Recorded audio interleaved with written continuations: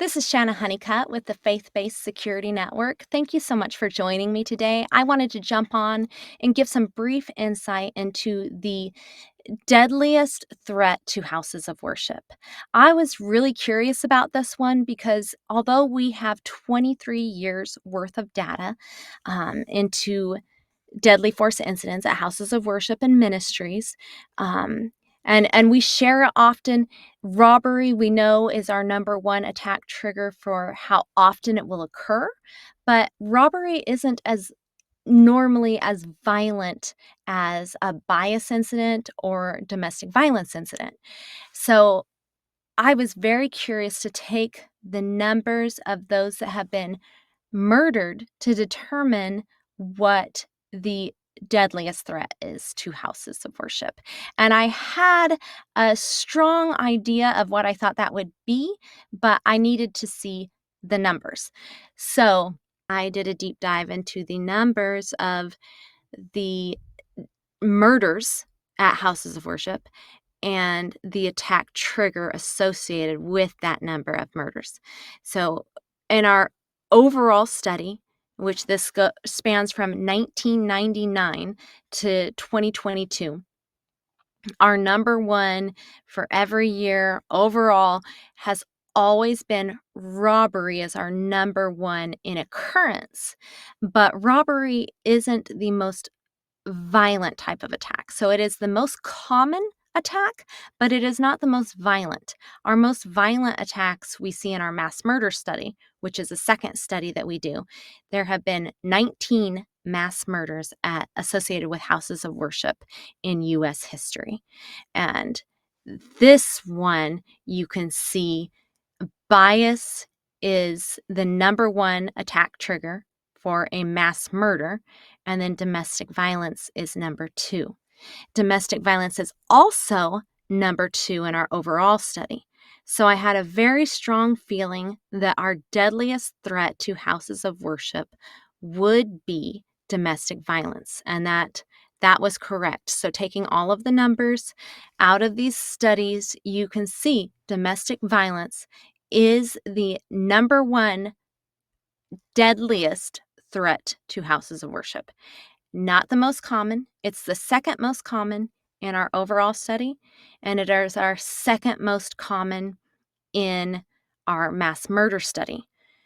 The deadliest attack that ever happened at a house of worship, claiming the lives of 26 people in Sutherland Springs. We just interviewed the pastor and his wife at that church, but that attack trigger in that one, although he hated Christians and hated God, said Christians were idiots and talking to different people, and he was a domestic abuser, and he targeted the church that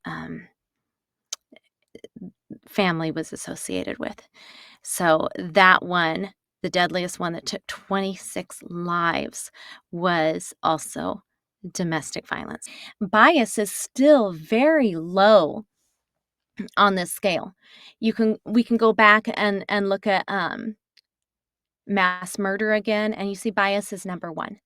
It looks like our 19th mass murder that just recently happened at the LDS church in Michigan will most likely fall into that category, but we don't have definitive information on that yet, and we do not put that information in until it is definitive. But mass murders are not the most common thing that happens at houses of worship, no matter what the news makes it sound like. But you can see clearly that domestic violence is the deadliest threat to houses of worship. When we're talking about the deadly force incident study, it is good to remember that this isn't just numbers. These are people. These are stories. I want to show you the reason we do what we do. And one of the stories I've shared many times, but it breaks my heart because I understand. I've been a foster mom for 15 years, so I have seen the court make so many rulings. Parental rights are a fundamental right. So even when there is a finding of abuse. Even when there are orders of protection in place, there are often stipulations where the child still has to have visits with that parent, supervised or unsupervised. It doesn't matter. And the mothers, the foster mothers, the estranged girlfriends, wives, they have to bring that child or have somebody else bring that child to a visit that they themselves feel unsafe being at.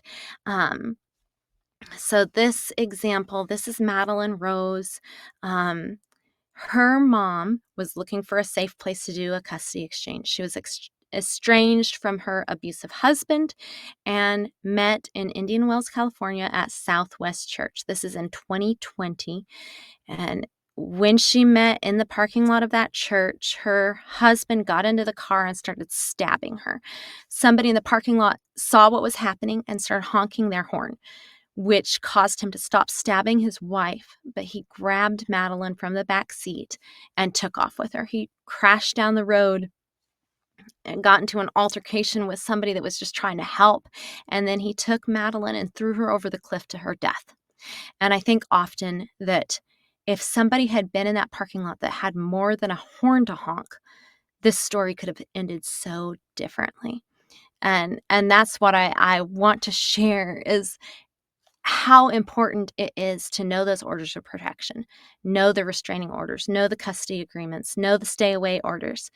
Be a person in your church that people are willing to talk to because you are the safety team. You can be the first line of defense that sees this person coming and deals with that person before anything else happens, or to be there for a supervised visit. This next one it kills me. This mom was desperate. She had tried to get a restraining order. She tried to get the courts to protect her girls, but they just wouldn't. So there was a restraining order in place, but 4 hours every week, Dad still got visitation with these little girls. This is the 17th mass murder at a house of worship. The dad shot his 3 little girls and the man that was doing the supervised visit inside of the church in his office that day. So there were so many factors leading up to this that people should have been aware of. We don't normally share faces, especially if it's a bias incident, because they like the notoriety, but domestic abusers don't, so I don't care to show his face. April 2021, domestic violence, the ex-girlfriend, mother of these 3 little girls. There had been domestic violence incident, and she sought a restraining order. She wound up getting that restraining order in May. Also in April, he was hospitalized due to a suicidal threat. The restraining order was for 5 years, and like I said, there was a stipulation in there for 4 hours a week to spend with Dad, and it was mandatory. There was no getting around it. And then in 2021 or 2022, there was some kind of agreement with the church.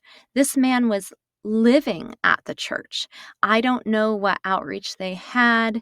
I don't know all the details of that, but that also breaks my heart. These escalating factors of resisting arrest. This is in February of 2022. Battery on a police officer after a DUI. February 2022 is also whenever he killed his little girls. He killed himself too. So this mugshot is from the battery on the police officer and the DUI that he had days prior. But I just want to really encourage us as a church that even though the system seems to be failing these kids so often, and we do not have to do as they do. The Bible says, "How long will you defend the unjust and show partiality to the wicked? Defend the weak and the fatherless. Uphold the cause of the poor and the oppressed. Rescue the weak and the needy. Deliver them from the hand of the wicked." And so often when domestic abuse takes place, the church wants to reunify. They want to make everything whole and perfect looking again, but it's not. It's just not. Our first priority needs to be to keep those kiddos safe, the ones that are abused safe. And there are programs. All of us have been saved by grace. All of us need the grace of God. The abusers need the grace of God. But our responsibility is to, like Jesus says, let the little children come to me and do not hinder them. Their abuser being there in the church, allowed to continue, is really a hindrance.